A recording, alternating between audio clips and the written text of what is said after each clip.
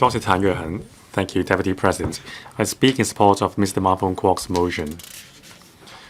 The American administration has adopted a unilateral approach towards global trade. It is challenging the global trade landscape with unilateralism. It caused a shockwave to the global trade landscape. As an international city, Hong Kong is inevitably affected. Now, these are tyrannical measures. However, we have strong countermeasures. The country will not sacrifice any principles just to arrive at a deal with the U.S. Now, there must be negotiation on equal footing. Otherwise, the country will not back down. Now, we need to focus on our own business and consolidate our strength and foundation. For Hong Kong, as experience told us, crisis is also an opportunity. Now, while carefully navigating the shockwave, we need to see the great opportunities behind. On one hand, we have the zero tariff advantage. We can tap new opportunities with our attractive tariff regime. Products from the US and other countries have free entry into Hong Kong. This is our advantage. Through Hong Kong, these products can reach consumers in the mainland. Now, with our zero tariff advantage and also our international financial centers status, we can provide an alternative route around the tariff conflict. With our common law jurisdiction system, with common law system and our rule-based trade system, we can help businesses navigate the shockwave brought about by trade war. We also have swift custom clearance as well as green transformation financing for businesses. We can be a testing ground for businesses. We can also encourage inclusive development of trade. Now, we are a platform which can help lowering logistic and production costs for various players. We can introduce more overseas brands to enter the mainland markets via Hong Kong. Within the GBA, we need to explore more custom facilitation measures and innovative collaboration model. With our complementative strengths, we can forge a new free trade zone in the GBA. With our advanced rule of common law system, we can position ourselves as an arbitration hub and mediation hub for trade disputes. This will attract more multinational corporations to set up headquarters or regional headquarters in Hong Kong. In terms of tariff conflict, there is a wave of return of China concept stocks from the US stock market. Now, we need to enhance the financial and listing ecosystem and streamline the listing regime to facilitate their return. We need to move towards the position as a multinational supply chain manager. Now, we need to extend the scope of Stock Connect and attract more capital to come to Hong Kong. We need to attract pension fund in the mainland as well as wealth fund and sovereign fund in the Middle East to come to Hong Kong and involve in our stock market. We need to enhance the financial infrastructure.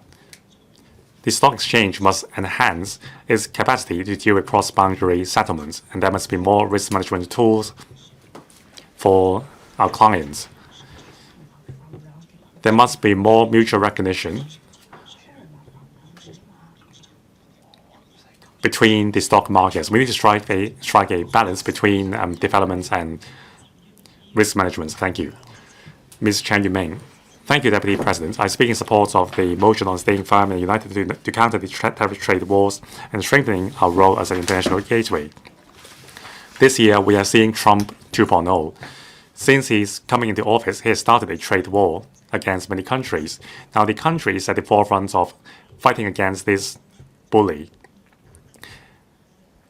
Now, according to Director Xia Baolong, he said on the National Security Education Day that we need to strike a punch to avoid 100 punches, and the sky will not fall. Now, the theme of the motion is to give better play to Hong Kong's role as an international gateway. I will put forward my views on two aspects. First, we need to be involved in national strategies. Between the 8th and 9th last month, there was a work meeting in Beijing. Now, the central government reinstates its policy to be friends with its neighbors and build a community for human beings with a shared future. President Xi has been visiting Asian countries and sending a friendly signal to these countries. Now, last year, we had the Sino-Vietnam Joint Declaration. Now, this year's Joint Declaration has added GPA into its contents. It shows that the GPA and Hong Kong, in particular, can play the role as a super connector and super value adder for the country and neighboring countries. We need to follow up on how we can align with this national strategy. We have been actively involved in Belt and Road development. I'm pleased to see that the chief executive is going to visit Middle East this Saturday. The deputation will comprise some 20 entrepreneurs from Zhejiang and other provinces. I hope that the delegation can showcase Hong Kong's advantages and help tap the Middle Eastern market. Second, I would like to talk about how we can help internationalizing the RMB. Now, the country is the second largest economy in the world. However, in terms of RMB as a settlement currency, its usage is still much lower than the GDP contribution made by the country to the world. It shows that there is much room for internationalizing the use of RMB. Now, Hong Kong is the largest RMB offshore settlement center in the world. We have helped expanding the use of RMB in trade. Now, starting from 2014, when we have the Stock Connect system, we have been enriching our RMB investment products, from stocks, equities to securities, funds, and risk management and wealth management tools. We have been enhancing the connectivity between the mainland markets and the world. Now, with the USD hegemony declining, the country's currency has much potential. Now, with the weakening of USD and the valuation of HKD, the threshold has been triggered for 3 times. That is strong side redeeming system. Now, some $160 billion has been injected to bolster our position. According to the HMA's executive, there will be more and more listing in our stock market. It shows that RMB-denominated products are gaining more values in the world. Now, the stock exchange and the HMA should strive to attract China concept stock listed in the US stock markets to come back to Hong Kong. It will enhance the attractiveness of our stock mix. And also with the dual counter model, we can attract more investors to invest in RMB products in a controlled environment. Thank you. I shall submit. Mr. Chen Pui-leung. Thank you, Deputy President. Now, in the name of reversing the trade deficits, the U.S. is containing the country and disrupting the global trade landscape. I thank Mr. Ma Fung-kwok for moving this motion so that we can debate, amidst the uncertainty in the global landscape, how Hong Kong can bolster its own strengths, including utilizing our unique strength under one country, two systems, and adhere to our role as a free port and zero tariff jurisdiction, and give play to our position as an international financial and trade center. Now, under this backdrop, like the motion says, we need to strengthen our international ties and become an international gateway and become a bridge between the country and the world, so as to help local and mainland businesses to tap the global market and attract more overseas businesses to establish in Hong Kong. Now, recently, the HSBC has been approved by the HKECIC to establish a captive insurance business in Hong Kong. Now, usually, captive insurers are set up by large banks to help large corporations to mitigate risk. The premium is lower, while the parent company can share in the profits earned by the captive insurer. Now, besides the HSBC, there are 4 captive insurers in Hong Kong, all of which are run by large mainland and multinational banks. Now, under this landscape, there are all kinds of risks.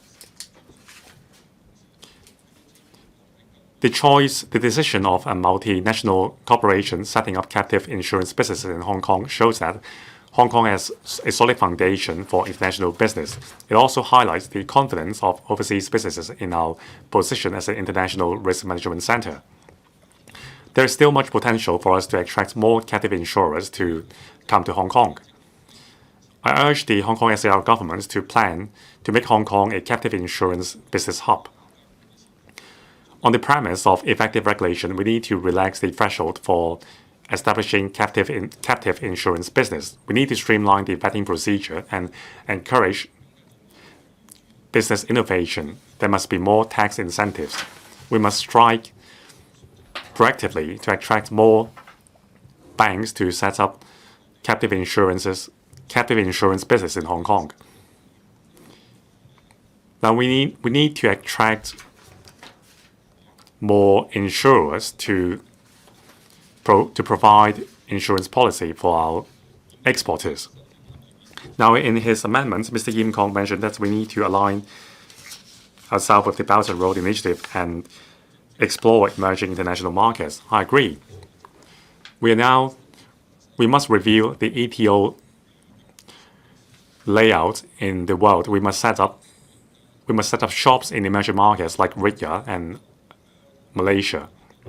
We must join ourselves as soon as possible and expand our network. Now, this Saturday, the chief executive will visit a country which is a keynote in the Belt and Road Initiative, that is Saudi Arabia. Now, with the governments taking the lead and businesses following suit, it provides staunch support for the high level and high quality opening up and reform of the country. I urge the governments to lead more delegations to visit more emerging markets to tap opportunities and help local businesses and mainland businesses to set sail together and tap emerging markets. We need to deepen economic and trade ties with emerging countries. Now, the chief executive mentioned that the Saudi Arabia is developing rapidly. It is also seeking diversification of risk, especially in China and the country and Hong Kong. These are our opportunities. For the insurance business, we can make use of our experience as well as our knowledge in the insurance business to provide high value-added services to Middle Eastern businesses seeking to come to Hong Kong and the mainland. We need to forge more opportunities for our insurance business. I so submit. Mr. Frankie Yik. Madam Deputy, because of the fentanyl problem and protectionism of the U.S., the Trump administration is imposing high tariffs against our country. Although we don't have a fiscal deficit with the U.S., the U.S. is still imposing tariffs on Hong Kong. It disregards the fact that Hong Kong is a separate customs territory. It imposed 145% tariffs on goods imported from China to the U.S. The tariff trade war has halted the trade between China and the U.S. Hong Kong, as an important entry port, we are heavily affected. Our country has adopted a series of measures to counter the tariff trade war by exploring more trade partners. Our government have announced 7 measures against tariffs and to mitigate the impact caused by the tariff trade war to our economy. The tariff trade war will not come to a close in a short time. The Liberal Party has been advocating Hong Kong using our advantages in our transport and traffic infrastructures and our role as a super connector and super value adder to help mainland goods go global and to identify new growth points in Hong Kong. At the same time, we should continue to make use of CEPA and ASEAN to reinforce our collaboration with the ASEAN countries, and we should seek early accession to RCEP in order to explore regional collaboration and to develop diversified markets. The trade tariff war have disrupted global supply chain and it dealt a blow to our logistics industry. The government must help the trade to upgrade and transform. We should develop modern professional services to promote, say, smart logistics and to enhance supply chain and fintech. As commodities account for 50% of the overall logistics of the world, the government must establish a commodities ecosystem in order to create demand for warehousing. The Liberal Party hopes that the SAR government will roll out measures to turn Hong Kong into a high value added supply chain center. The Liberal Party also asked the government to work with other parts in the mainland to create demand for our trade services. We should also streamline the customs declaration process for transshipment in order to make full use of our advantages. We should develop new trade routes to, say, countries in Middle East and the South America. Some vessels have changed to call for Mexican ports because of the high port dues charged by the U.S.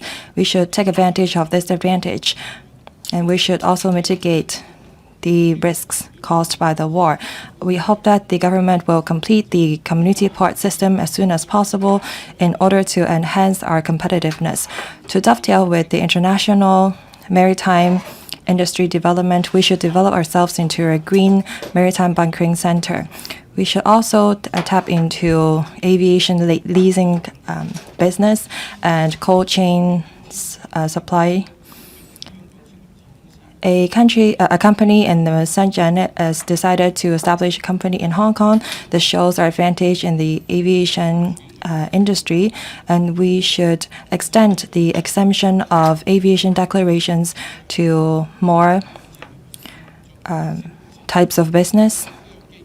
We are faced with risk and opportunities. Tariff trade war may be an opportunity for the trade to upgrade and transform.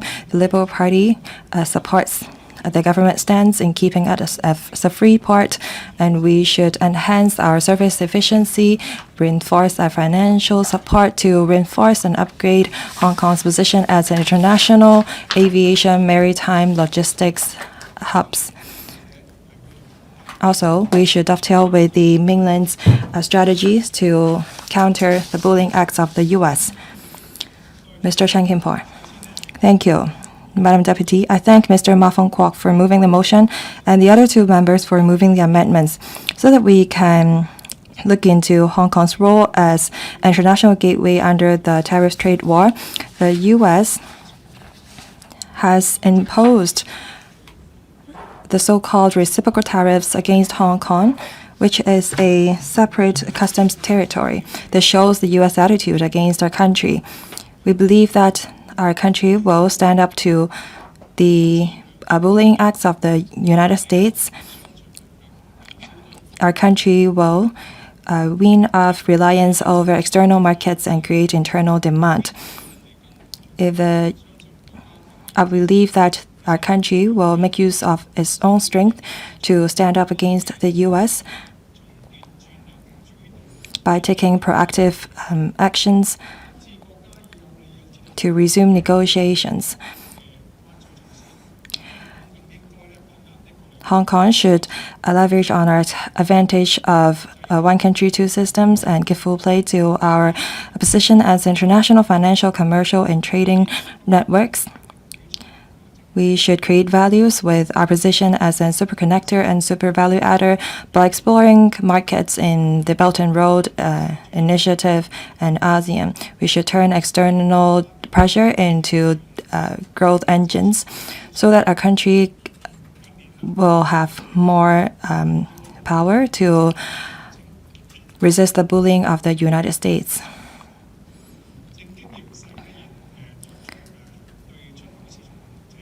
Our country has adjusted its export strategies because of the tariff trade wars. Our trade percentage have dropped from 8.6% to 6.8% to the U.S. in 2024.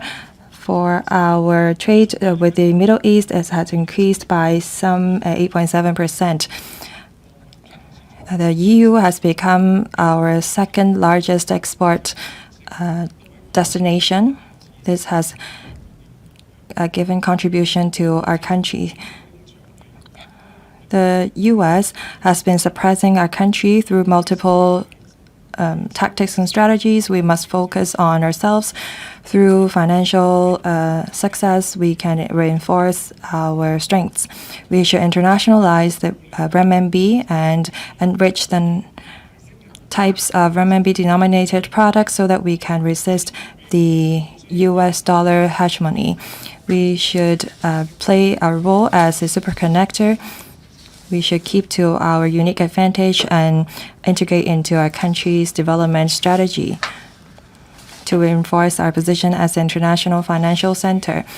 And the Hong Kong Stock Exchange have an important role to play. After declared interest, I'm a director of the Stock Exchange Hong Kong as an international financial center. We must increase the number of IPOs we have faced with the tightening regulations over China concept stocks in the U.S. They may be asked to be delisted from the U.S. market. I think that the finance markets should open their arms to welcome China listed concept stocks to come list in Hong Kong Stock Exchange. The stock exchange should adopt an institutional innovation to provide more options for these stocks that are coming to list in Hong Kong.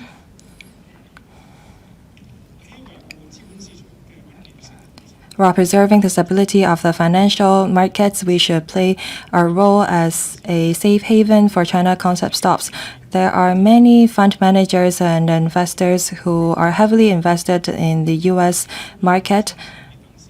However, because of the tariff trade war, the assets in the U.S. may be frozen. So I think that we must ask our investors and fund managers to invest their assets in Hong Kong instead. Mr. Chen-yong. Thank you, Madam Deputy. I thank also the administration for coming here. We support Mr. Ma Fung-kwok's motion on staying firm and united to counter the tariff trade war and strengthening Hong Kong's role as an international gateway. President Trump of the U.S. changes his stance every day. He is not a reliable president. We must stay resolute. We must work with other countries to resist the bullying of the U.S.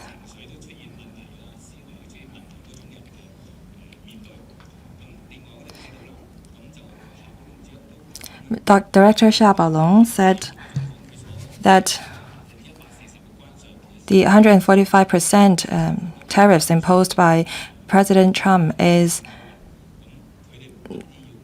an act to decouple the U.S. from the rest of the world. They are not after our tariffs. They are after our very survival.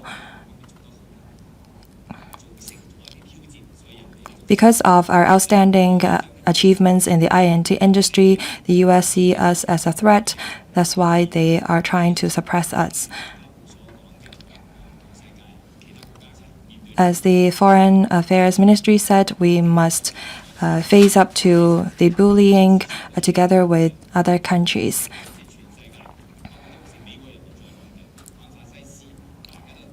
In the war against fascism, the many countries in the world united.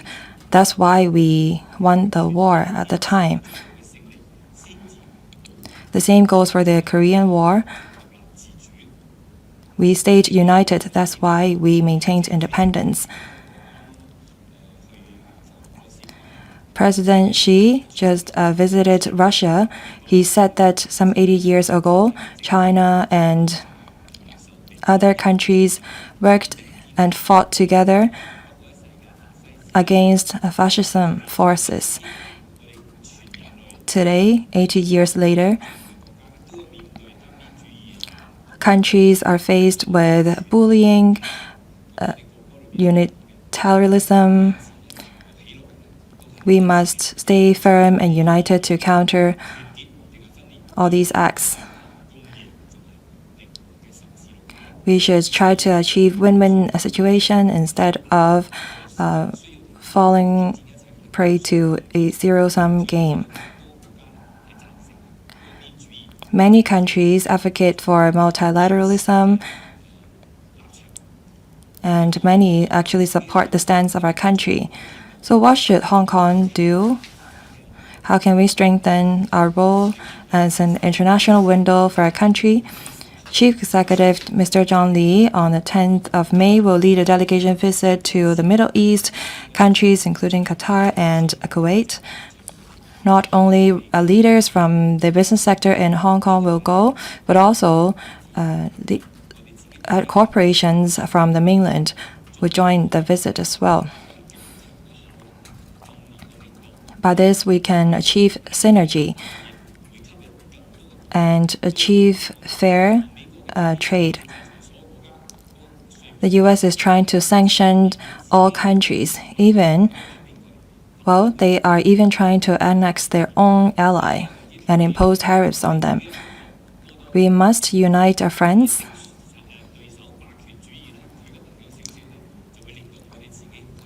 If the U.S. has fewer friends, then we have a better chance at survival.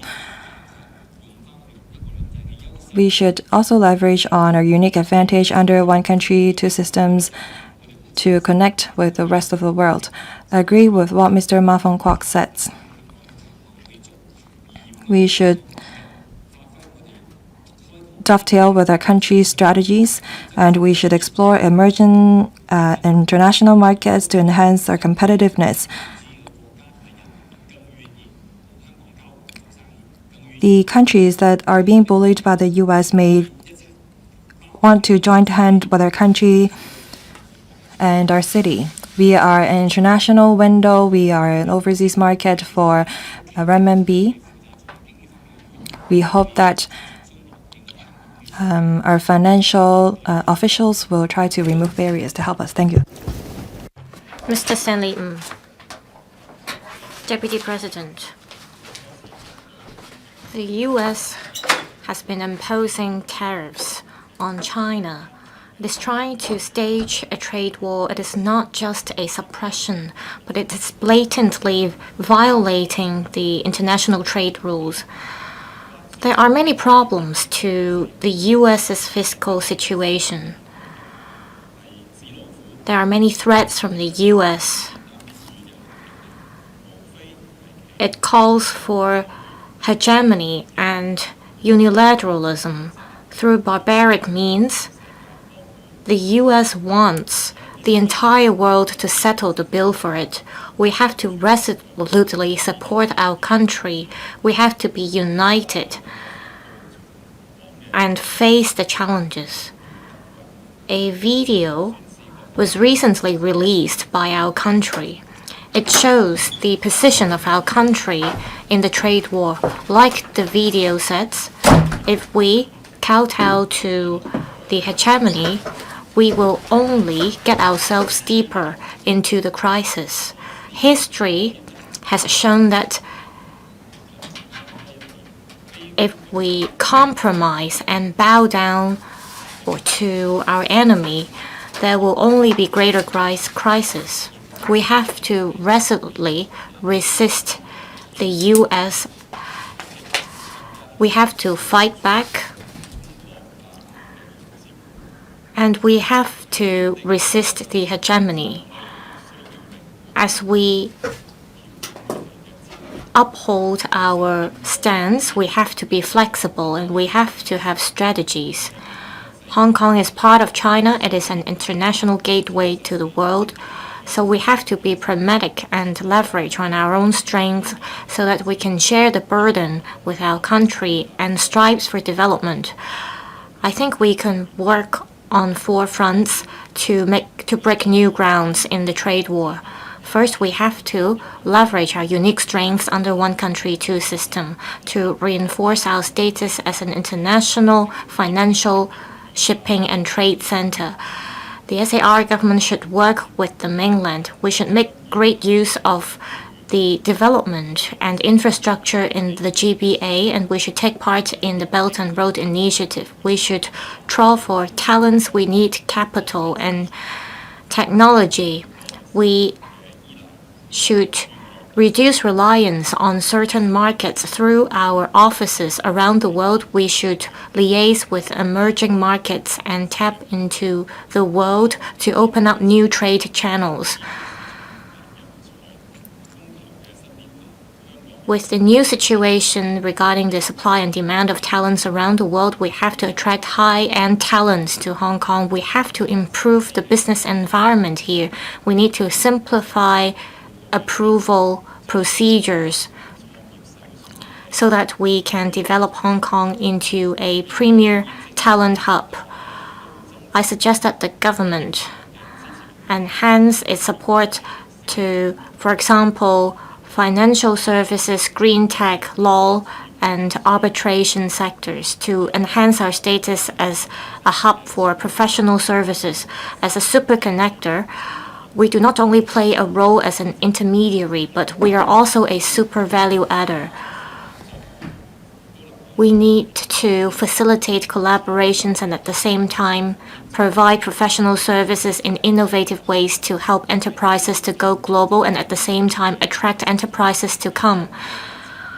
In the rapid high-end, high-quality development, we are beneficiary. We are also a facilitator. We have to unite with other parts of the world to open up Hong Kong. Deputy President, we Chinese people do not believe in ghosts or the evils. We are brave enough to fight. If we can make use of our strengths, we can definitely weather the storm. Then we can contribute to the rejuvenation of China. I so submit, I speak in support of the original motion. Ms. Eunice Yung. Deputy President, I speak in support of the motion on staying firm and united to counter the tariff trade wars and strengthening Hong Kong's role as an international gateway. The U.S. has been staging trade wars against China. It disrupts the international trade rule and multilateralism. Hong Kong is part of our country. We have to be determined. We have to defend for justice. We have to leverage our strengths under one country, two systems. And we have to collaborate with the international world. I speak in support of the members' amendments. The U.S.'s unilateralism violates trade rules. This disrupts the stability of international supply chain as well as the reputation and authority of the World Trade Organization. Mr. Wang Yi said in a recent meeting that there is justice and we should not roll back. If we allow unilateralism to spread, we will go back to the old times. Hong Kong is one of the freest economy in the world. We uphold the spirit of rule of law, and we are famous for that. We should be the pioneers of multilateralism. We should resolutely stand against protectionism in order to resume the order of the mechanism. In Mr. Ma's motion, it mentions that we have to strengthen our economic ties with other countries. So we have to make use of our offices outside Hong Kong. We have to leverage forces of our community to oppose hegemony. In the face of the challenges posed by the trade war, we have to proactively take part in the Belt and Road Initiative and tap into emerging markets. This is the way we can break new grounds. ASEAN as well as the Middle East, they are rising rapidly, and they're the new engines for global economic growth. If we can make use of the Belt and Road platform and promote financing, green tech, and legal services, including having collaboration with the relevant Islamic sectors, this will help us build the new dual engine pattern. Like Mr. Wang Yi said, we have to deepen economic and trade ties with other countries. China is internationalized, and we should make use of the resources we have in the Belt and Road Initiative. Dr. So in his amendment said we have to tide over the crisis, we should attract U.S. tech talents and so on.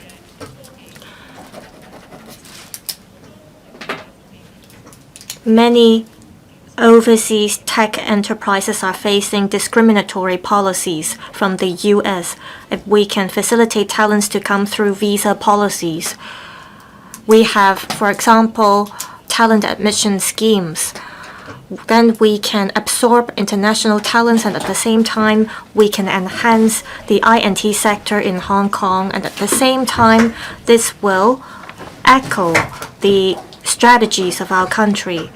This is not just to resist the trade war, but also open up opportunities. So we have to make good use of our role as an international gateway. For example, we should make use of the UN Digital Convention and promote data sharing. We should also make use of our strengths in AI as well as fintech to dovetail with the Belt and Road countries and issue more green bonds, for example, and turn to low carbon development. Trade war is not a physical war. There are opportunities behind the trade war. If we can make use of our strengths under one country, two systems, and our connection with the motherland and the world, we can definitely open up new grounds. I so submit. Thank you. Mr. Lam Chun-sing. Thank you, Deputy President. I thank Mr. Ma Fung-kwok for the motion. The U.S. recently has slapped the so-called reciprocal tariffs on different commodities around the world, and this causes commotion and volatility. The U.S. withdrew part of its measures and suspended the tariffs for 90 days for some places. However, it unreasonably increased the tariffs on China to 145%. This kind of barbaric act blatantly breaches the rule of the World Trade Organization, and it also violates the interests of different parties. In year 2024, the overall exports to U.S. account for about 6.6% in Hong Kong. Exports to U.S. has dropped recently. However, we have to be prepared, and we have to proactively open up new markets to substitute the U.S. in order to diversify risks. I'm happy that the Credit Insurance Agency has rolled out new measures, including lowering the insurance premium, so that the premium is the same for both traditional markets as well as new emerging markets. This helps lower cost. The government has been working with different organizations to offer support to SMEs so that they can better cope with the tariffs imposed by the U.S. We have been enjoying and imposing a zero tariff policy to facilitate free trade. While the U.S. imposes tariffs on us, I think it is a good opportunity for us to strive for new ties with other countries. Hong Kong has had the support from our motherland, and we have been closely connected to the world. We have professional services. This has attracted different overseas enterprises to list in Hong Kong. As at this February, 104 enterprises from the ASEAN has listed in Hong Kong with a capitalization of $140 billion. ASEAN has been developing rapidly in recent years, and it has forged closer ties with Hong Kong. The SAR government should do more publicity work in the ASEAN so that it understands the strengths of Hong Kong. We should offer more facilitation measures. For example, we should speed up listing approval for ASEAN enterprises to attract more capital from the ASEAN. Apart from attracting overseas enterprises to go global, to come to Hong Kong, it's important to help them to go global. Over the years, Hong Kong has been in line with the international trade world in terms of our rules and regulations, and we have been an important part for the world to expand their market. Amidst uncertainties around the world, we have to give full play to our role and tap into new markets to diversify business risks. As President Xi said, there is no winner in the trade war. We should not isolate ourselves from the rest of the world. We should support and work with our country so that together we can cope with the crisis. I so submit. I speak in support of the motion. Mr. Holden Chow. With the insane U.S. tariff war initiated by Donald Trump and his hostility against China, I suggest we all could watch an awesome video released by China's foreign ministry lately. Indeed, a lot of our colleagues talked about that. The highlight there is we don't bow to the United States government. We don't bow to the hegemony. We will explore more markets and deepen our business ties with markets outside the United States. In short, we rely less on the U.S. market. From Hong Kong's perspective, there's also an opportunity here for us to develop potential market outside the United States. In Hong Kong, I believe we should ramp up our effort in promoting Hong Kong to new and emerging markets. I have spoken to some foreign business representatives here in Hong Kong, and indeed they suggest us, the Hong Kong government, can actually engage some foreign expatriates in the course of carrying out the campaign in promoting Hong Kong. I'm not saying that our local staff here are not well versed in this connection, but sometimes culture matters. These foreign expatriates might actually know better than us in how to handle a campaign, how to reach out to the foreign audience point blank. So this is going to be very important. And they may actually come up with very mind-blowing ideas too. A leading example here is NEOM in Saudi Arabia. I believe their campaign, their global promotion campaign is awesome, I believe. There's a comeback for our Hong Kong financial market now. And due to the potential withdrawal of Chinese companies from the U.S. stock market, there might be more listing and financial activities back in Hong Kong. So I believe that we see our promising future here for our financial markets.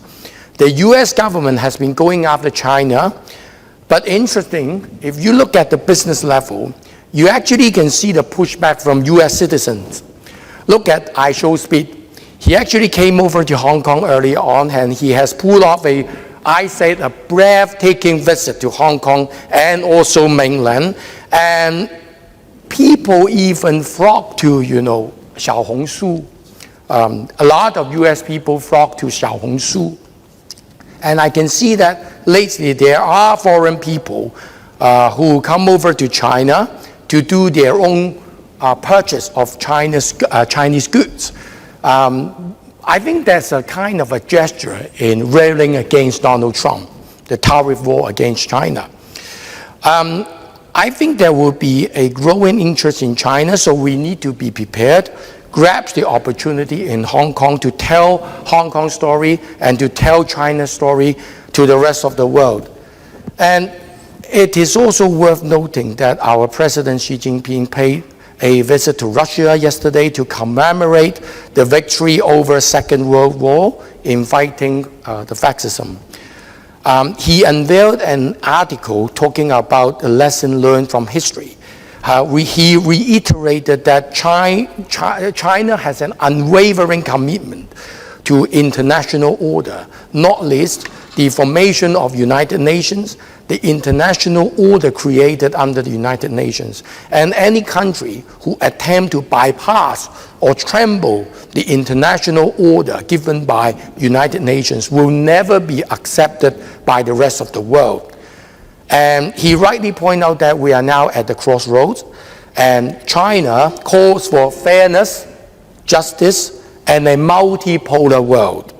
Instead of extremism, instead of unilateralism, which will end up jeopardizing everybody's interest. Thank you, Madam President. Mr. Lai Tong-kwok. Let's take a look around the world. People want to see reciprocal cooperation and seek development together. But the fact suggests otherwise. There are people wielding their power, forces engaging in hegemonic behavior, and that leads to division and confrontation. A month ago, the U.S. started the unjustified tariff war and levied unilateral tariffs. Our country refused to budge. So the tariffs imposed by the U.S. were ramped up to 145%. The U.S. claimed that in the past, the U.S. was taken advantage of in trade, but this claim is unjustified, and there are flaws left and right with the claim.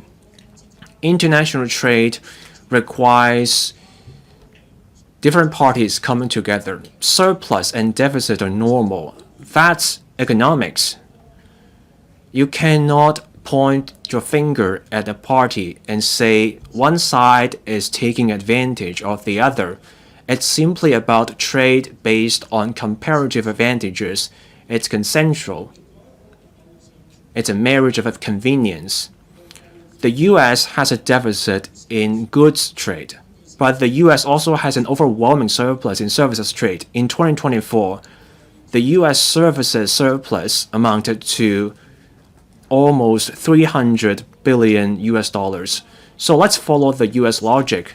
Other countries were taken advantage of. Should those countries also impose a tariff in retaliation? The US had a trade surplus with Hong Kong amounting to $271.5 billion. And that's one of the largest surpluses run by the US. But the U.S. disregarded this and imposed the unjustified tariffs on Hong Kong too. And that shows the muddled thinking and domineering behavior of the U.S. So all that talk of being taken advantage of is only a pretext. The truth is the U.S. is trying to get other countries and regions to submit by force. So with hegemonism on the U.S. side, we can simply see it's all the more important to have multilateralism, and that will take collaboration between countries and negotiations so that different countries can share in the results of development, and the future of the world can be in the hands of different countries, and then we can create this community of shared future for humanity. The global landscape is complex. Different countries need to hold on to the multilateral world order. We need more collaboration to face up to common challenges. Hong Kong can play its part. We should contribute to our country. So, in the context of the tariff war, we should be deepening ties with other places, especially regional ties. We should work to accede to RCEP soon. RCEP members are not all the same when it comes to their economy and stage of development. Some places are more developed than others, but RCEP can accommodate the needs of different places. There are differential treatment for less developed members. Economic cooperation can allow all sides to share in the results of economic development. RCEP is an inclusive trade arrangement, and that's true multilateralism at play. Without accession to RCEP, we will get to access more markets, more preferential treatments in tariffs, more facilitation in trade. We will also be in a better position to adapt to the new trade order, and we will be able to support multilateralism in action. We will be able to forge closer trade ties with RCEP members, and there will be more regional trade to mitigate the fall in trade with the US. I so submit. Dr. Starry Lee. The global scene is volatile. The US is hell-bent on a tariff war against our country. Such domineering behavior hurts US-China ties. It's also a blow to the global economy. We have an unjustified war at hand. As our country say, we are happy to talk, but we're also ready to fight to the end. So, we should act. We are a financial center of our country, and we play a key part as our country withstands this pressure. This will be a protracted trade war. We need a whole-of-community approach. The chief executive held a seminar to hear the views of NPC delegates and CPPCC members of Hong Kong. At that seminar, there was a suggestion that the government should give businesses more support to tap emerging markets. That's something we should explore. This Saturday, our chief executive will lead a delegation to the Middle East. That's also a concrete action to explore business. That also highlights Hong Kong's role as a trading center. We will remain a trading center. We will remain this super connector, and we will play this role even better. Financial stability is also part of our core competitiveness. The State Council Information Office released news about lowering the required reserve ratio among other measures to shore up market confidence. We are a financial center of our country, so we should be working on the internationalization of offshore RMB. Now, we recently saw the launch of the Technology Enterprises Channel, or TEC in short. That will make it easier for tech firms to get listed. We're also showing the world that we have a vibrant capital market. We welcome different firms to get listed and raise money here. We have HKEX, we have SFC here. They should be ready for China concept stocks that may be coming back for listing. History shows once again that with every crisis comes an opportunity. The tariff war started by the US is a challenge, but there's also an opportunity for us to seize. We should be this super connector and value added. We should help businesses go global. We should provide this platform for financing for those businesses. We should also serve as this gateway for our country. We should bring in capital and talent from the outside for our country. This contest between China and the US will continue. It's the trade war today, but the tech war started some time ago, and in the future there will be a war over finance. As Director Xiao Baolong said on the National Security Education Day, the US is after our survival, and we should have no illusion about the nature of this war. 75 years ago, imperialist aggressors were at our doorstep. The history of the Korean War was brought up. We should be ready to welcome friends, but we should also be ready to use force when invaders came. That's part of the lyrics of the song at the time of the Korean War. We should use language that invaders understood. We can only achieve peace through force. During the Korean War, many patriotic merchants helped up our country, such as Mr. Fok-dong. And that was a result of the special status of Hong Kong back then. There were other patriotic business leaders back then. In a protracted war, patriots in Hong Kong should be ready, and we should do our utmost. Let's think about how we can contribute. For anyone trying to undermine our country, we should reject such behavior. There are parties in this Panama deal. We should end all deals that harm our country, and we should stay united in the face of this trade war. Members, at around 2:55 p.m., I will invite the mover to speak on the amendments, and then we will get to the rest of the procedure. Mr. Lawrence Tang. President, I speak in support of Mr. Ma Fung-kwok's original motion and the other amendments. Dr. Cheung-wing analyzed strategies against the tariff trade war in the perspective of talents. The tariff trade war does not only involve goods, but also technology, standards, supply chain, talents, and ideology. An international contest has formed. In order for us to tackle the trade tariffs war, we should not focus on it. We have many strategies and advantages. For example, those on education, technology, and talents. First, Hong Kong as an international talent hub, we can attract international top-notch talents for our country and our city. We have an international lifestyle, we have a low and simple tax regime, and different platforms for these talents to go full play to their potential. When these talents come, they may establish their roots here or enter the mainland to further develop. Hong Kong can be a super connector between the rest of the world and our country.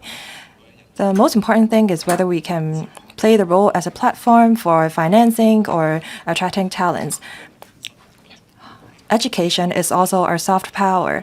In order to by creating this brand of study in Hong Kong or study in mainland, we can contribute to our economy and nurture more talents for our country and for the Belt and Road countries. When talents from the Belt and Road countries come to Hong Kong, they will have a better understanding of our country. We have a free academics system, and this is conducive to international academic exchanges. The U.S. is no longer allowing for such exchanges. We can hold these seminars and conferences here. I hope that Hong Kong can be a platform to integrate talents and technology.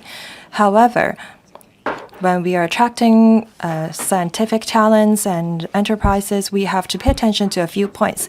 First, the SAR government is not the entity to deploy and employ these talents. They should not be employing these talents to become civil servants or professors in universities. They should help universities and research institutions give better offers to U.S. and European technology talents to come to Hong Kong, and the government should think about how they can achieve that. In order to attract, say, top-notch technology enterprises to come to Hong Kong, well, recently the chief executive visited Hangzhou to meet with 6 top-notch technology companies, and we have a new term that is called Hangzhou Mode, which created many outstanding unicorns and technology companies.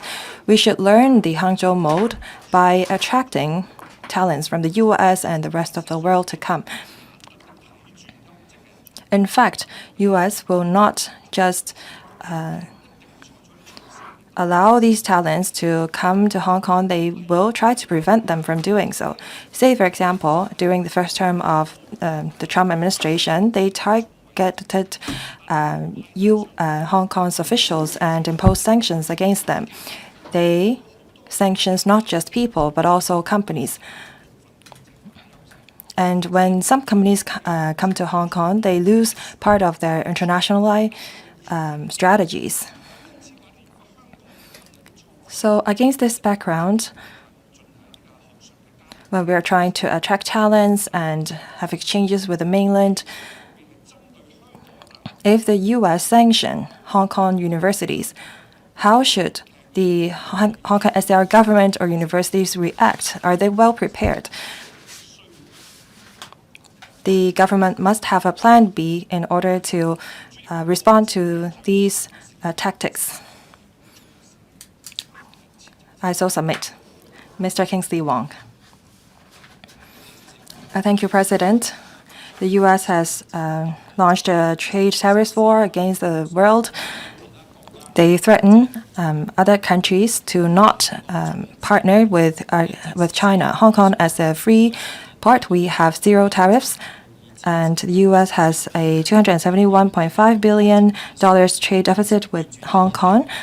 Despite that, U.S. is still imposing tariffs against Hong Kong. This is an unreasonable act. Many governments around the world are against the U.S. government. It seems that President Trump has not made America great again.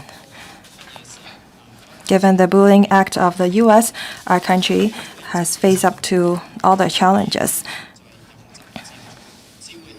If we bow down to the bullying act, we will only lose more. Our country will fight to the end. History shows that only by rejuvenation of our nation can we overcome the challenges. Huawei was being sanctioned, and eventually they developed their own chips. In 2004, their revenue picked up and reached $860 billion. That's the level before the U.S. sanctions. This has garnered respect from the international community. By innovation, we can overcome all challenges. At this critical juncture, Hong Kong and the mainland must stay united and firm. We must progress together with the mainland. Hong Kong corporations must have a broad perspective. We must safeguard national security. If we only care about our own interest, it will only lead to dire consequences. If we make mistakes, we should seek to correct them. For those that sell the countries out, they will meet a grim fate and bear the curse of history. Losing the U.S. market will cause us some pain, but U.S. is not the world. Over the past 5 years, the ASEAN has been one of the largest trade partners of our country. It accounts for 60% of our country's trade volume, and the Middle East also accounts for about 10%. For Belt and Road countries, it accounts for 50% of the trade volume with China. That's 4 times higher than that of the U.S. We should not just focus on a single market. Hong Kong as a super connector and super value adder. We have an important function. As an international city under one country, two systems, we must try to diversify on internal collaboration. We should enhance integration with our mainland on financial, commercial, elderly care, and areas alike. At the same time, we must develop a self-governance. On external collaboration, we must develop ASEAN countries' market and Middle East market. We should make use of our advantages of having a professional services, and we should strengthen our integration with the professional service industries in the Greater Bay Area. We should come up with common standards in the Greater Bay Area and to turn Hong Kong standards as the Belt and Road standards or Greater Bay Area standard in order to contribute better to our country. We should promote the flow of people, capital, and information. President, I so speak in support of the original motion and all of the amendments. Mr. Vincent Cheng. Thank you, President. I speak in support of Mr. Ma Fung-kwok's motion and the other two members' amendment. The motion says that we should stay firm and united to counter the tariff trade war and the bullying acts of the U.S. I completely agree with that. The tariff trade wars launched by the U.S. is unreasonable. Their policy changes all the time. It covers sectors on financial, even the movie sector, the commercial and trading sectors. This unilateralism actually harms the interest of all countries. Hong Kong, as an international entrepot, we are heavily affected. We can, however, adopt innovative solutions to face up to this war, and we should turn this into a driving force to upgrade and transform.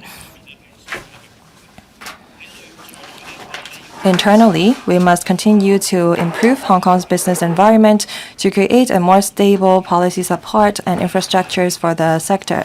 We should enhance protection for intellectual property, promote INT development. At the same time, we should help local businesses upgrade and transform and develop new markets. Externally, we must promote our advantages, such as our one country, two systems, our common law system, our low and simple tax regime. We should show Hong Kong's role as a superconnector between our country and the rest of the world. I know that this Saturday, our chief executive will lead business leaders to the Middle East countries, including Qatar and Kuwait. I completely agree and support that. The chief executive said that at Riyadh in Saudi Arabia, we are going to establish a new ETO. There's great potential in the Middle East. The government there has dedicated much financial resources in green finance and INT. I believe that the chief executive visits will be able to help tell good stories of Hong Kong and reinforce a partnership with the Middle East countries. On deepening international collaboration, I also agree that we should develop more, have high value added professional services, and I'd also like to talk about culture, sports, and tourism. People exchanges is very important. Under the 14th Five-Year Plan, Hong Kong's position as an international East-Meets-West center has been established. We have Art Museum and the West Kowloon Cultural Districts. They have signed international agreements with many international organizations. They have just organized a Picasso exhibition. The West Kowloon District Authority is also going to organize a concert in the mainland. And all of their tickets have been sold. This shows the attractiveness of our country. We have the IMP exhibition just showcased also in the WKCDA. This will allow Hong Kong's culture to go global and to attract more talents to come to Hong Kong for further exchange. The Kai-Tak Sports Park has been commissioned. We have an M+ brand, the Hong Kong Sevens, the rugby, the Dragon Boat race has improved our image and promote our tourism development. We should reinforce sports exchanges with the Middle East and ASEAN countries. We should attract and invite athletes there to come and participate in games here. We should also establish a sports arbitration center in Hong Kong to offer arbitration services for neighboring cities and countries. On tourism, the latest trend is how we can explore Middle East countries and markets, and we should develop ourselves into a Muslim-friendly city. And we should have more restaurants and hotels certified by Halal. The number of restaurants that is BOT certified have gone from 100 to 160, hotels 55 this year. We have been implementing more Muslim-friendly infrastructures and facilities. Hopefully, when these tourists come to Hong Kong, they will feel welcome. President, faced with the unilateralism of the U.S., we must stay firm and united and be flexible to improve our business environment. We should seize the opportunities brought about by the emerging markets through culture, sports, and tourism. We can develop new markets and contribute to our country as well summit. Thank you. Mr. Ma Fung-kwok, you may now speak on the amendment. Thank you, President.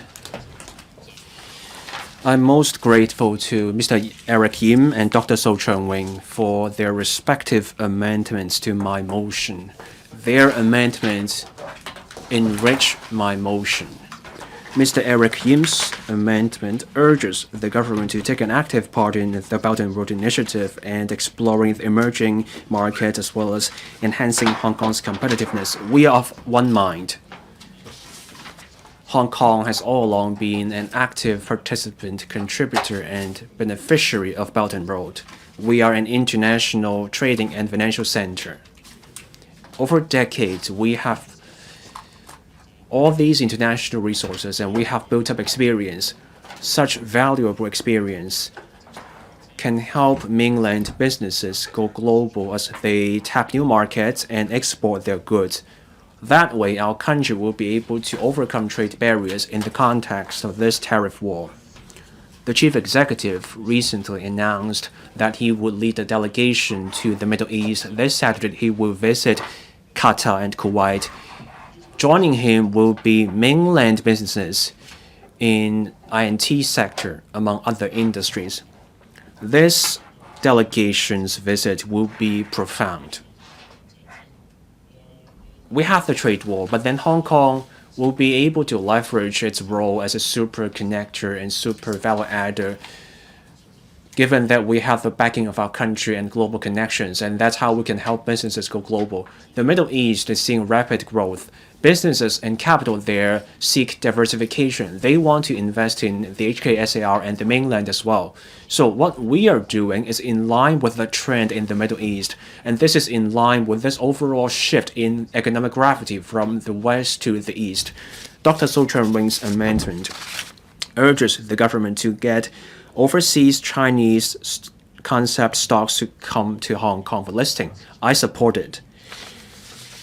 Chinese concept stocks overseas are facing an increasingly stringent regulatory environment. The U.S. is tightening the screws, and there are very unreasonable political pressure on them. The U.S. Secretary of Treasury, Scott Bessent, said he would not rule out delisting Chinese businesses listed on the U.S. stock market. So, given that, Hong Kong as a financial center should seize the opportunities. We should help those businesses. Let's improve our listing system. Let's enhance our market liquidity. Let's work with the mainland regulator so that Hong Kong becomes a prime location for China concept stocks coming back. Let's look at the figures. Starting from 2018 to April this year, 31 China concept stocks have chosen to come here for listing. So they have gone for dual listing. Goldman Sachs estimates that 27 China concept stocks qualify for secondary listing or dual primary listing in Hong Kong. Their market cap is at 1.4 trillion Hong Kong dollars. Let's get some of them here, and we will see much larger transactions in the Hong Kong market, and our market will see a much greater profile. So given this global complexity, we should leverage one country, two systems. Let's strengthen our local financial market and serve our country's high quality opening up goal. Let's help RMB go global. And this is where Hong Kong can play a role. President Xi Jinping has arrived at Moscow, and he's about to attend this ceremony commemorating the Soviet victory over Nazi invaders, and that shows China's commitment to resist invaders. Back then, they were invaders, and we had to fight toughly. That's how we could uphold our country's interests. So our position this time will also motivate the international community. The unilateralism of the US now is just like the fascism back then. So we should all stay united and stand up for multilateralism, and we should resist protectionism with the rest of the community. Let's uphold this global rules-based order. I hope members can support my motion and the amendments. Undersecretary for Financial Services and the Treasury. President, I thank Mr. Ma Fung-kwok for the motion, Mr. Yim Kong and Dr. So Cheung-wing for the amendments, as well as the other members for their valuable views and suggestions. Now, I will give a consolidated response in relation to financial services. The unjustified imposition of tariffs by the U.S. undermines the multilateral trading system. It disrupts the global supply chain.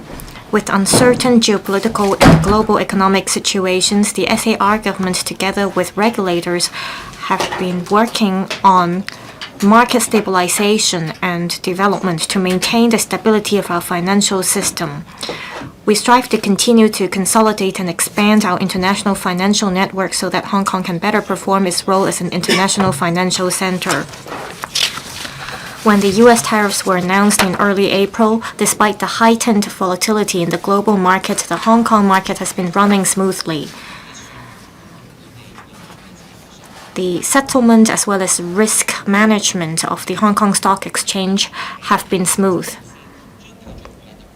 Our country's economic fundamentals are stable. Its policy measures will continue to provide solid support to the SAR. We are confident that the Hong Kong market will remain resilient.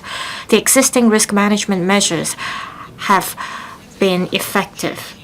The SAR government and the regulators have been through a coordinated real-time mechanism which operates round the clock and across markets, closely monitoring market changes to prevent risks.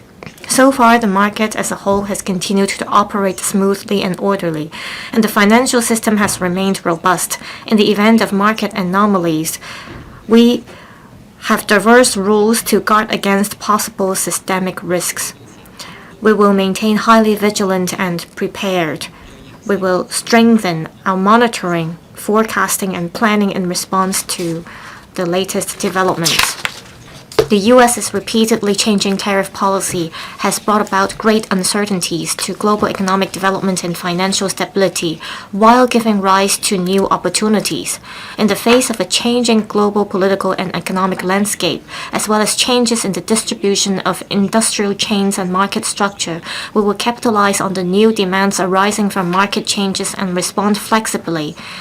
This will enable our traditional industries to advance in parallel with the emerging industries. We should enhance our competitiveness, speed up bringing in capital, talents, and enterprises. We should channel funds for effective allocation through the financial market to reinforce Hong Kong's position as an international financial center. We will continue to leverage our advantages as a super connector and super value adder under one country, two systems.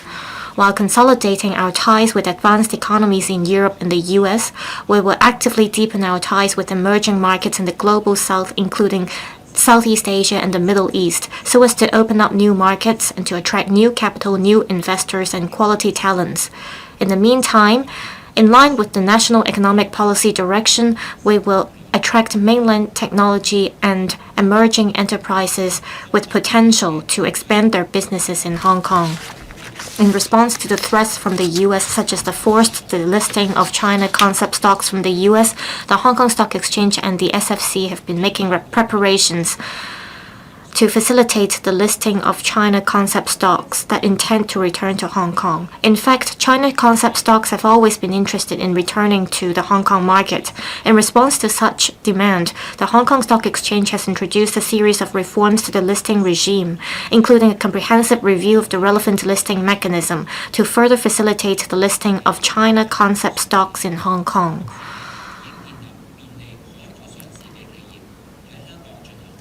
We have already had the regime to facilitate the dual primary listing or secondary listing of overseas listed enterprises in Hong Kong. Since the reform of the listing regime in 2018, And up to the end of April 2025, 33 China concept stock issuers have returned to Hong Kong, with their total market capitalization accounting for over 70% of all China concept stocks listed in the US. In light of the latest changes, the Hong Kong X and SFC will provide appropriate guidance and assistance to China concept stocks that wish to return to Hong Kong for listing. Measures will be adjusted in the light of specific circumstances and will be tailored to meet actual needs. In addition, the SFC and the Hong Kong X are conducting a comprehensive review of the listing regime, which includes examining the listing requirements and obligations after listing, reviewing the listing rules and arrangements to improve the vetting and approval process, and we're studying ways to optimize the thresholds for dual primary and secondary listings. The review will facilitate further the listing of emerging industry companies and overseas enterprises in Hong Kong. President, we will continue to consolidate our strengths, seize opportunities, as well as prevent and mitigate risks. We will make good use of Hong Kong's unique advantages of being backed by the motherland and connected to the world. Amidst the uncertainties in the global market, we'll give full play to our strengths as an international financial center so that we can break new grounds despite changes. I so submit. Thank you. Undersecretary for Commerce and Economic Development. President, I thank Mr. Ma Fung-kwok for moving this motion, Mr. Yim Kong and Dr. So Cheung-wing for moving the amendments, as well as the 34 members who have given us their thoughts and suggestions on how we can stay firm and united to counter the tariff trade wars and strengthen Hong Kong's role as an international gateway. In the face of the trade war launched by the U.S. and its impact on global trade and economy, Hong Kong must consolidate its strengths, and while coping with crises and risks, we must try our best to identify and seize opportunities. I noticed that many members talked about how we should play a more proactive role in integrating into the mainland markets. We should step up development of business in the mainland markets. To this end, Hong Kong will make full use of the preferential treatment brought to Hong Kong by the CEPA Agreement on Trade and Services. At the same time, we're going to attract more foreign enterprises and talents to set up their operations in Hong Kong and to enter the mainland market. Hong Kong's advantages in professional services will also help global investors to capitalize on the global trend of the rising East to enter the mainland market. At the same time, boost Hong Kong's economy. On trade and goods produced in Hong Kong and meeting the CEPA rules of origin can enjoy zero tariff for importation into the mainland by the end of 2024. The cumulative tariff concessions for goods under CEPA have exceeded 10.2 billion yuan, bringing substantial economic benefits to Hong Kong. Just now, many members also talked about the fact that we have to strengthen international exchanges and cooperation and actively deepen regional cooperation. The tariffs and mutual preferential treatment agreed among economies in the region are a regional matter and are not affected by the two U.S. tariffs. Trade within the region can grow bigger, deeper, and broader, offsetting the reduction in U.S. trade. As I said in my opening remarks, the SAR government will actively expand Hong Kong's circle of friends in the economic and trade arena, including ASEAN, the Middle East, and other countries and regions under the Belt and Road Initiative, with a view to exploring more business opportunities. In the face of changing geopolitical and trade landscapes, as well as the impact of unilateralism and protectionism on the world, it has become even more important to uphold the multilateral trading system and promote regional economic cooperation. As the world's largest free trade agreement, the RCEP will help demonstrate to the world the value that regional economic cooperation can bring to different economies. The SAR government has formally submitted Hong Kong's application for accession to the RCEP immediately after its entry into force on January 1st, 2022. Apart from the full support of the Central People's Government, the SAR government has also received positive responses from other RCEP members, including ASEAN. And the adoption of the procedural details of the accession process by the Joint Committee of the RCEP in September 2024 is a solid step forward for the admission of new members. We will continue to work with the RCEP to secure accession as soon as possible so that Hong Kong can contribute to the promotion of regional economic integration and development. Meanwhile, the SAR government's overseas ETOs, Invest Hong Kong, and the Hong Kong Trade Development Council will continue to work as one to proactively explore the new blue ocean of trade and commerce in emerging markets through their overseas offices and networks. Just now, some members asked Hong Kong to be innovative. I agree with that. We are actually upgrading and restructuring our industries and developing a high value added and innovation driven economic model. In face of tightened geopolitical tensions, we must capitalize on the general trend that part of the supply chain is moving towards the global south and one Belt and Road countries. We have already established a high value added supply chain service mechanism to provide one-stop service to mainland enterprises. The policy will help Hong Kong deepen its international relations and cooperation and respond to the expectations of Premier Li Qiang for Hong Kong in this year's work report. The SAR government will continue to strengthen collaboration among relevant bureaus and departments with a view to enhancing the effectiveness of Hong Kong high value added supply chain mechanism. Invest Hong Kong and the TDC are actively seeking collaboration with relevant Team Hong Kong organizations, including the ECIC and the Hong Kong Productivity Council, and joining hands with them to support mainland enterprises in Hong Kong in going global and breaking through the U.S. encirclement of the East. In fact, many mainland enterprises are keen to develop their multinational supply chain management business through Hong Kong. For example, Jingdong, a leading provider of supply chain solutions and logistics services in the mainland, recently announced the opening of its 5th operation center in Hong Kong to further expand its business in Hong Kong and enhance the efficiency of its supply chain. In addition, Sanyi Group, a mainland construction machinery enterprise, has set up a clearing platform in Hong Kong to capitalize on Hong Kong's financial and professional service to provide international clearing, cross-border financing, and risk management services for its multinational business. The said two examples are sufficient proof that Hong Kong has great potential to develop into a multinational supply chain management center. We will continue to step up our promotional efforts in this regard in the future. Just now, some members said that we should step up development of technology and innovation, attract high-end, top-notch talents, and enhance productivity and efficiency, and further strengthen our competitiveness. We completely agree with that. Without innovation, there is no future. Technological innovation and talents are a must. The SAR government will make every effort to develop Hong Kong's INT Center and introduce more multinational enterprises so as to enhance our competitiveness. Lastly, many members hope that we will continue to support industry so that they can cope with the challenges. We will continue to provide support to the trade, including coordinating the banking sector through the Hong Kong MA in providing liquidity to enterprises and assist enterprises in better grasping market resources for better risk management. Earlier on, we announced that we allow borrowers under the scheme to apply for a principal moratorium for a maximum of 12 months and the maximum loan guarantee period for 80% and 90% loan guarantee products will be extended to 10 years and 8 years. All these measures will increase borrowers' flexibility in repayment of loans, giving them more flexibility in adjusting the liquidity. The SAR government will continue to assist enterprises in developing markets outside Hong Kong through various funding schemes.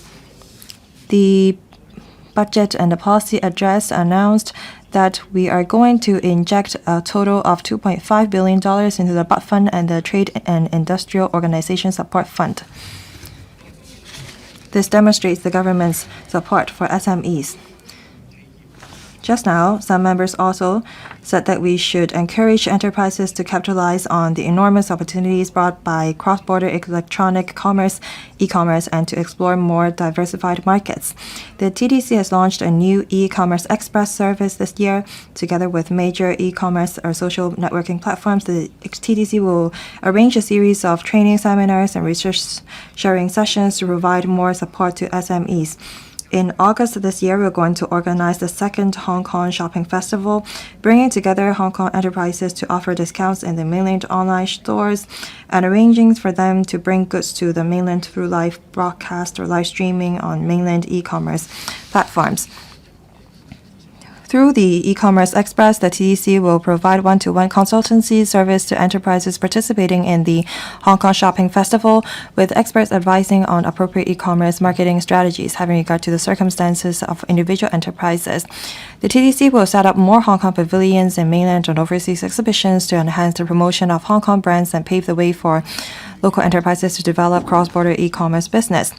The Support and Consultation Center for Small and Medium Enterprises Success of the Trade Industry Department will continue to take the lead together with other 3 SME service centers in strengthening the provision of information to SMEs on e-commerce in the mainland and ASEAN markets. The TID also plans to launch a business mentorship scheme this year to strengthen support for SMEs to develop their brands and e-commerce sales network in the mainland and or in ASEAN markets through mentorship and workshops.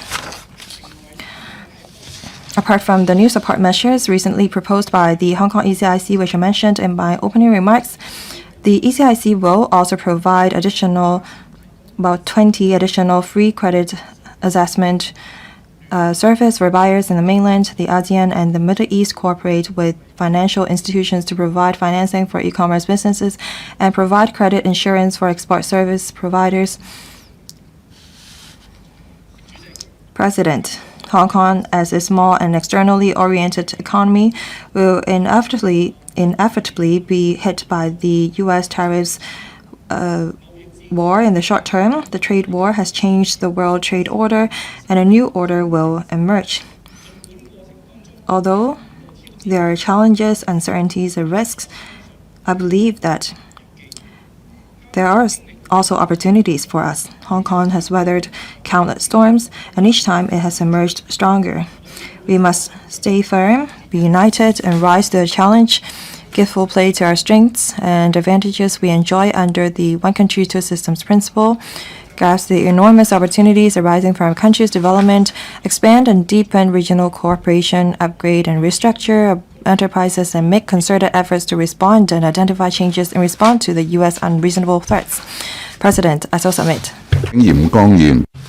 And I'll call upon Mr. Eric Yim to move an amendment. President, I move my amendment. I propose the question to you that Mr. Eric Yim's amendment be passed. With those in favor, please raise their hands. Those against, please raise their hands. I think the question is agreed by a majority of each of the 2 groups of members present. I declare the amendment passed. Dr. Cheung-wing, as an amendment has been passed, you may move your further amendment. President, I move my further amendment. I propose the question to you that Dr. Cheung-wing's further amendment be passed. With those in favor, please raise their hands. Those against, please raise their hands. I think the question is agreed by a majority of each of the 2 groups of members present. I declare the amendment passed. Mr. Ma Fung-kwok, you still have 1 minute and 2 seconds for reply, and then the debate will come to a close. Mr. Ma Fung-kwok. I thank the 36 members who have spoken. And there are other members who did not get to speak.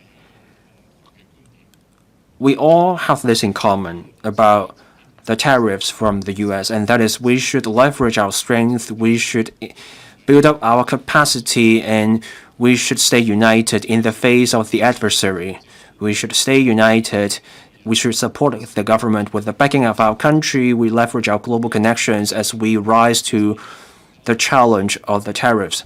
As Mr. Duncan Chiu rightly said, the unjustified tariffs did not spare the European Union, so even the EU is trying to reduce its reliance on the US, and now there is greater attention and recognition for President Xi Jinping's vision of a community of shared future for humanity. So different countries should come together and work together, and that's what I would like to see. So once again, I thank the President and all members.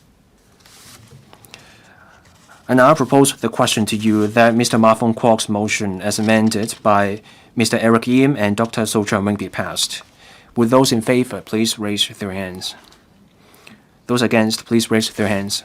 I think the question is agreed by a majority of each of the two groups of members present. I declare the motion as amended passed. I now adjourn the Council. We will resume at 11 a.m. on Wednesday, the 14th of May, 2025.